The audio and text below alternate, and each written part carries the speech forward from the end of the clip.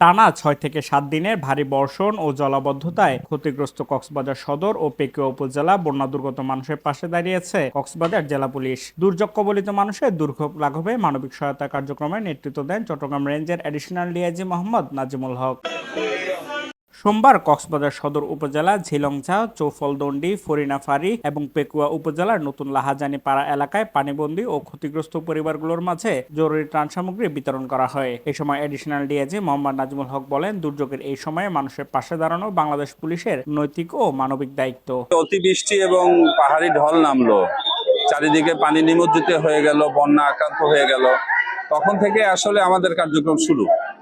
আমাদের প্রত্যেকটা থানার ওসি সাহেবরা তাদের যে যে জায়গাগুলোতে পানিবদ্ধ জলাবদ্ধ অবস্থা, তারা খুঁজে খুঁজে সেখানে সাহায্য করছে, উদ্ধার অভিযানে উদ্ধার করে নিয়ে এসে আশ্রয় কেন্দ্রে উঠিয়ে দিচ্ছে, আবার একই সাথে যেখানে প্রয়োজন সেখানে ত্রাণ বা খাদ্য পৌঁছে দিচ্ছে।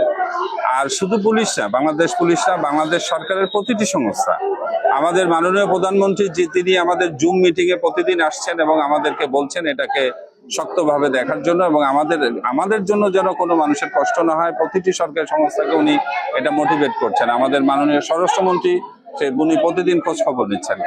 এখানে প্রকৃত অর্থে সংস্থার কেউ বাদ নাই। যে বাংলাদেশ পুলিশ যে আইন শৃঙ্খলা রক্ষা করে সেও ত্রাণ নিয়ে নেমে এসেছে। মানবিক সহায়তা কার্যক্রমে আরো উপস্থিত ছিলেন কক্সবাজার জেলা police super ANM Sajedur Rahman, অতিরিক্ত পুলিশ সুপার মাহমুদুল হাসান এবং চকরিয়া সার্কেলের সহকারী পুলিশ সুপার অভিজিৎ দাস। পুলিশের পক্ষ থেকে জানানো হয়েছে, বন্যা পরিস্থিতির উন্নতি না হওয়া পর্যন্ত ক্ষতিগ্রস্ত মানুষের পাশে থেকে প্রয়োজনীয় সহায়তা কার্যক্রম অব্যাহত রাখা হবে।